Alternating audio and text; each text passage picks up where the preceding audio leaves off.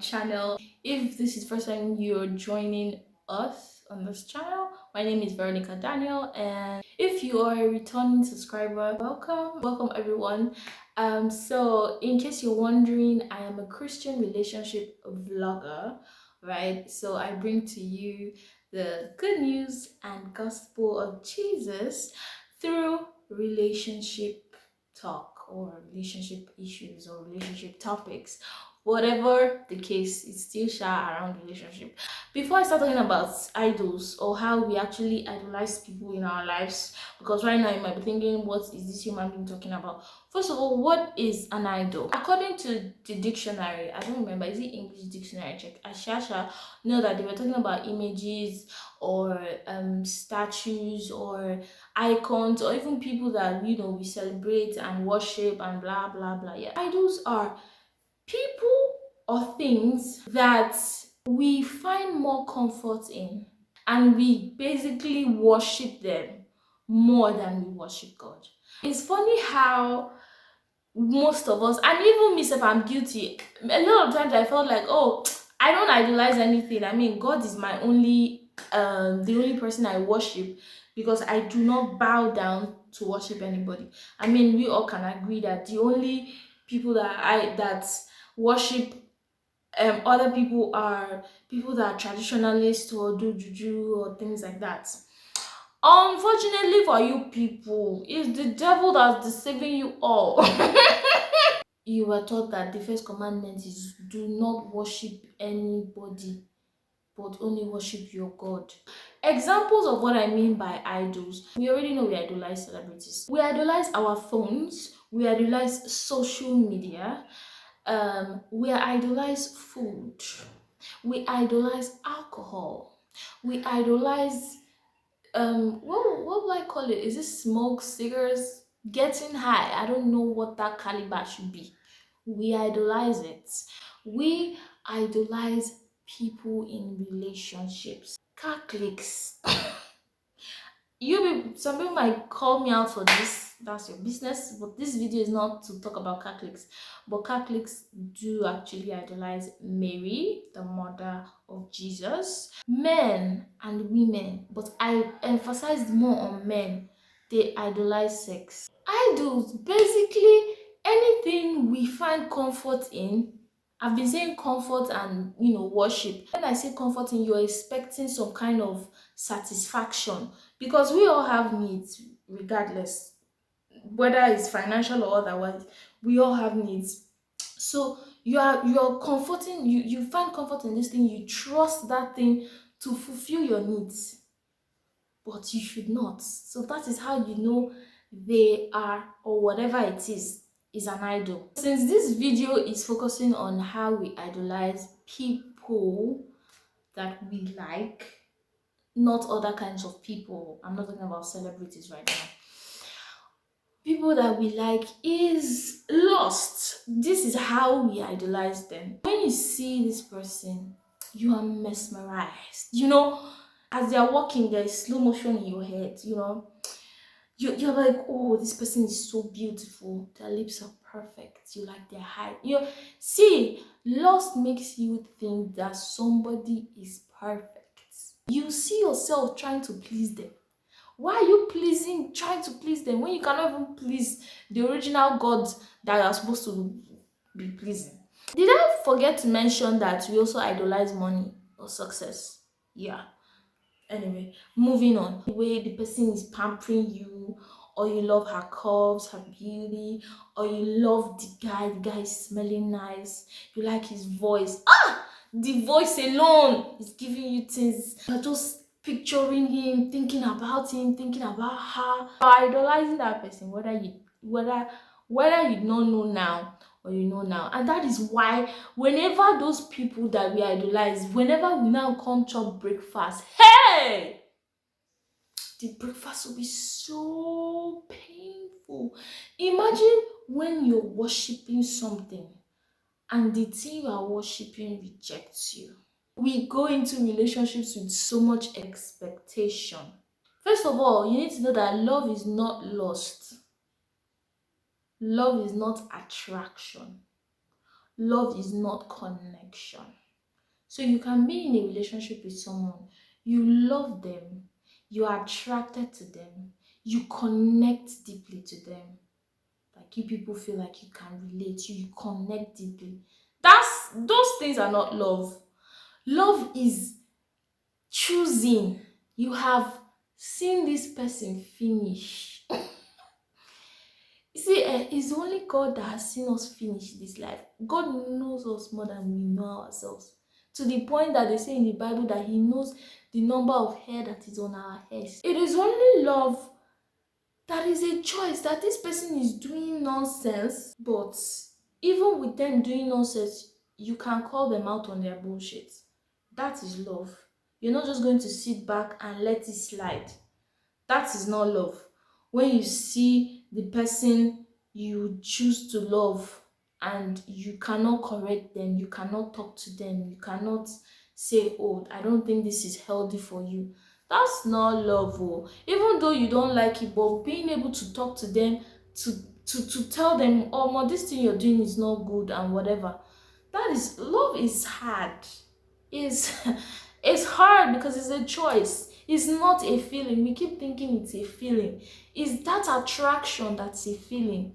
This is the difference between lust and love.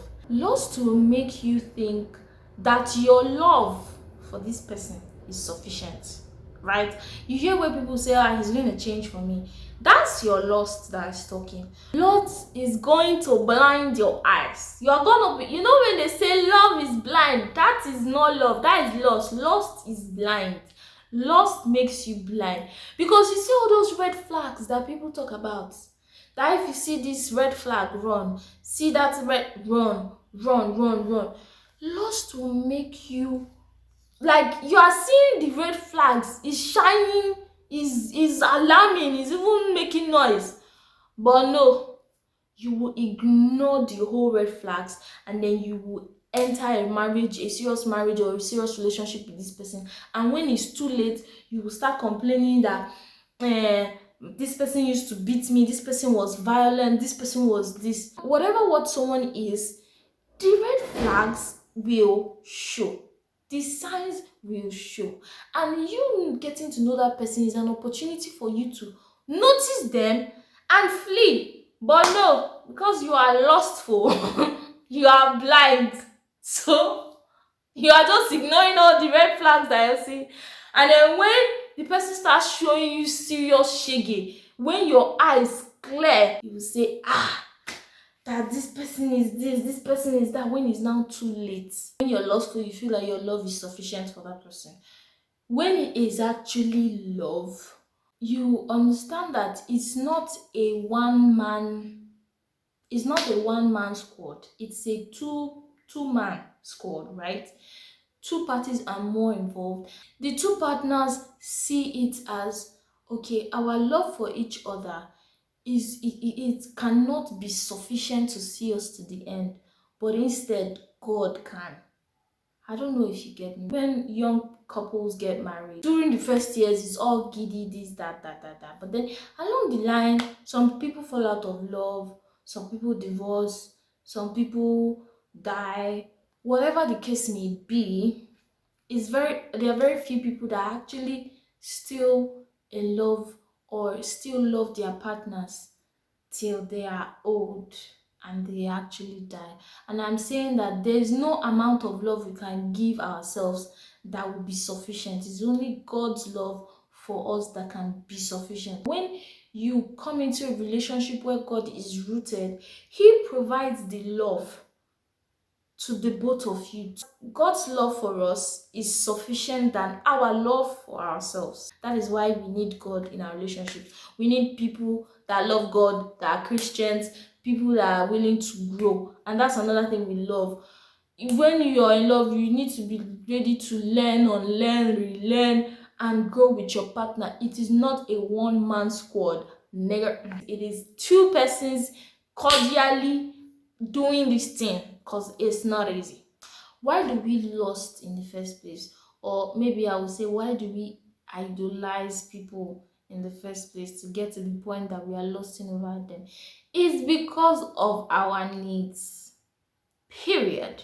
So human needs, see, no matter how much you want to deny it and say to yourself, I can do it on my own, Nera, you cannot do shit on your own. We have need to be intimate, to find intimacy. We have need to be understood. We have need to be vulnerable. We want someone that we can be vulnerable around or with. We crave companionship. I can easily go to you, you can easily come to me. We can connect. Yes, we need to connect. We crave that opportunity to connect deeply with somebody. This is different for men. Well, not completely different, but like men have more needs. Men have needs to lead. You know, they want to be in a relationship where, oh, okay, I'm the man, I can lead. And yeah, women actually, we like to be led. Men crave to for the opportunity to lead. They crave for the opportunity to protect. They crave for the opportunity to provide. Forget that many people keep saying, women are gold diggers, blah blah blah. Guy, if you enter a relationship, are you going to tell me that you will not feel the need to provide for your babe? It's not true. Even yourself, you want the you will just have that need that I want to take care of somebody. I want to spoil somebody's daughter. We enter relationships with all these expectations, you know, hoping that all these needs, all these cravings that we have will be satisfied. But unfortunately, lust is blinding us, and you know, we tend to idolize people. And then when we find out, oh, this person cannot do shit for me, we enter numerous heartbreaks. And why I call it numerous is because the first time you break up, you say, I will never do this again. You're telling yourself the things you are going to do and what you are not going to do. But at the end of the day, why they become numerous is because you still fall again, you still go and lost again. And why do you keep losting? Because you still have needs. You cannot be what on your own, to the point that you're giving out a piece of yourself to everybody.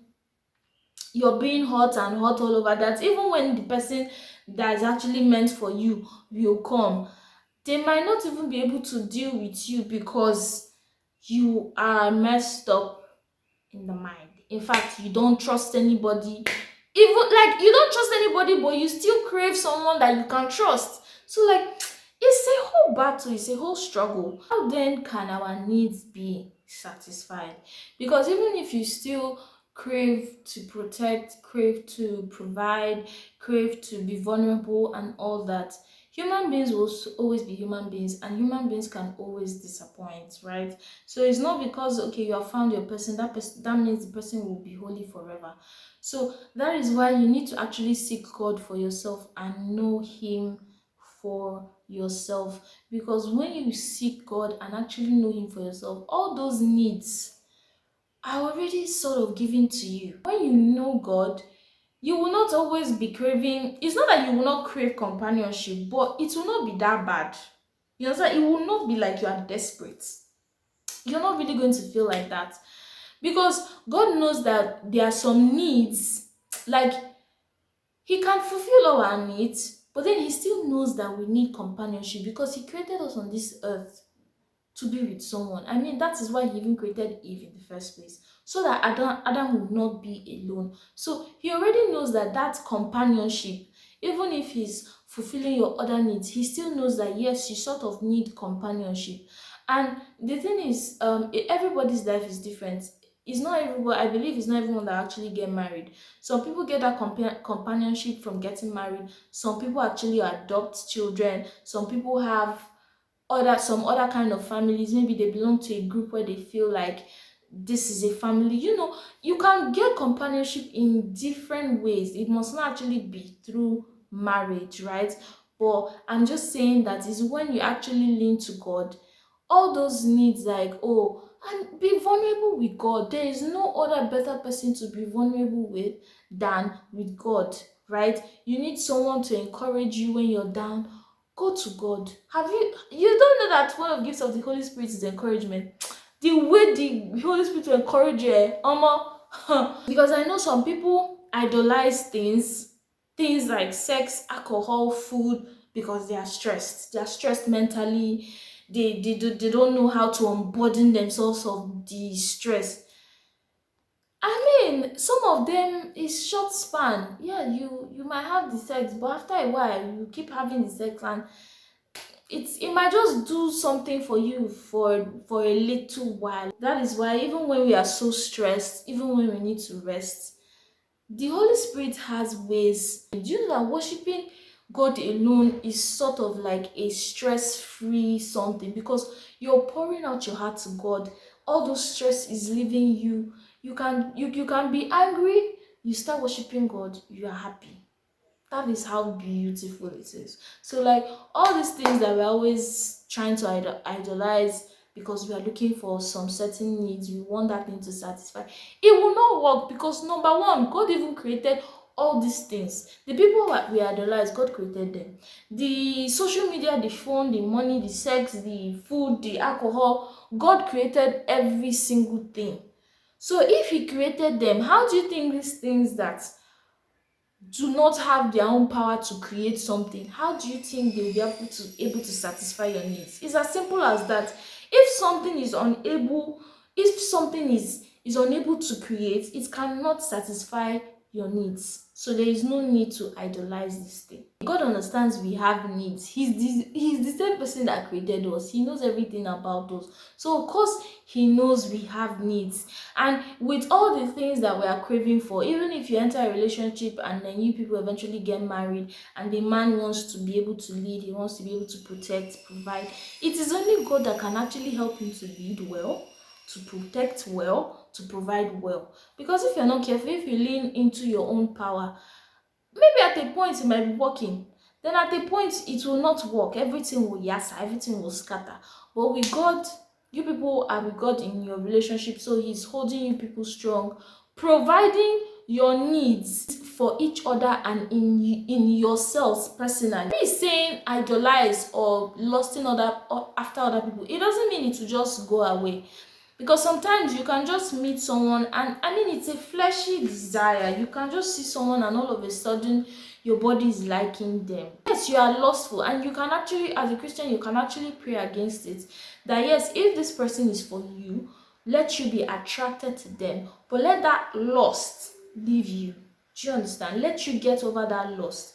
And me, I've always noticed that people that I really like, it always started with me lusting for them, but then eventually they lost to go. And if maybe we were meant to be in a longer relationship, after the lust have gone, it's just attraction and getting to know each other and connection and all that.